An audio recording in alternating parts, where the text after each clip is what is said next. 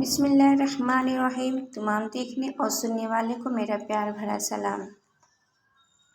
کیا یزید نے حضرت حسن کی بیوی سے نکاح کیا تھا؟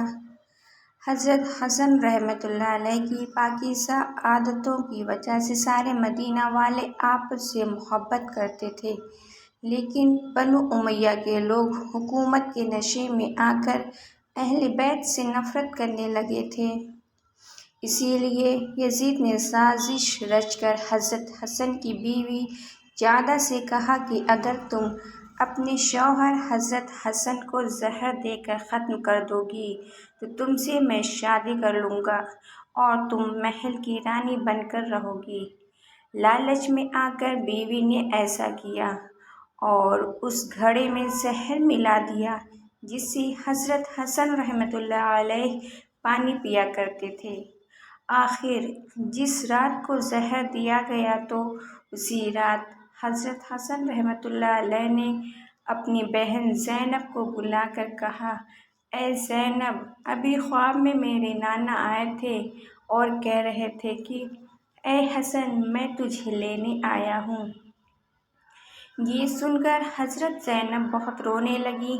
پھر حضرت زینب سے کہا، اے زینب، جاؤ گھڑے سے میرے لیے پانی لے کر آؤ۔ پھر حضرت زینب گئیں اور گھڑے سے پانی لے کر حضرت حسن رحمۃ اللہ علیہ کے سامنے لا کر رکھ دیا۔ حضرت حسن نے جیسے پانی پیا تو زہر اتنا تیز تھا کہ آنتیں کٹنے لگیں اور خون کی الٹیاں ہونے لگیں۔ آخر دیکھتے ہی دیکھتے آپ کا سارا جسم ہرا پڑ گیا اور پھر 3 دنوں کے بعد حضرت حسن کی وفات ہو گئی۔ وفات کے بعد بنو امیہ والے حضرت حسن کے جنازے کے سامنے تلوار لے کر کھڑے ہو گئے اور کہنے لگے کہ ہم حسن کو نبی کے بغل میں دفن نہیں ہونے دیں گے۔ قریب تھا کہ بنو امیہ اور مدینہ والوں کے بیچ جنگ چھڑ جاتی، لیکن حضرت ابو ہریرہ نے ان معاملوں کو آ کر رفع دفع کیا اور شام ہوتے ہوتے حضرت حسن کو ان کی امی کے بغل میں جنت البقیع کے اندر دفن کر دیا گیا۔ اور حضرت حسن کی وفات کے بعد ان کی بیوی جعدہ یزید کے دربار میں گئی اور کہنے لگی کہ اب آپ اپنے وعدے کے مطابق مجھ سے شادی کر لیں، لیکن یزید نے اپنے ایک وزیر کو بلا کر کہا، جاؤ اور 1,00,000 درہم لے کر آؤ۔ جیسے ہی وزیر درہم لے کر آیا، یزید نے درہم لے کر جعدہ کی طرف بڑھایا اور بولا، اے جعدہ، یہ 1,00,000 درہم تجھے تمہارے کام کے بدلے میں دیے جاتے ہیں، یہ پیسے لے لو اور مدینہ واپس چلی جاؤ۔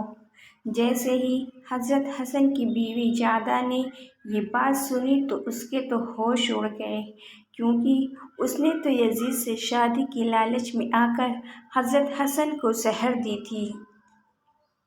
آخر جب جعدہ یزید کے دربار میں چلانے لگی تو یزید نے کہا، ہاں میں نے کہا تھا، لیکن جو عورت لالچ میں آ کر اہل بیت کو زہر دے سکتی ہے وہ مجھے بھی کبھی بھی لالچ میں آ کر زہر دے سکتی ہے، اس لیے میں ایسی عورت پر کبھی بھی بھروسہ نہیں کر سکتا۔ اتنا کہہ کر یزید نے درباریوں کو حکم دیا کہ اس عورت کو محل سے باہر نکالا جائے۔ یزید کے حکم پر جعدہ کو درباریوں نے باہر کر دیا۔ فرینڈز، ویڈیو پسند آئی ہو تو لائک کریں اور زیادہ سے زیادہ شیئر کریں، اور اگر میرے چینل کو ابھی تک سبسکرائب نہیں کیے ہیں پلیز سبسکرائب ضرور کر دیں، یہ آپ کے لیے بالکل فری ہے۔ پلیز سپورٹ کر دیں، میری بہت زیادہ ضروری ہے آپ لوگوں کی۔ چلتی ہوں، دعاؤں میں یاد رکھیے گا، اپنا بہت سارا خیال رکھیے گا۔ اللہ حافظ۔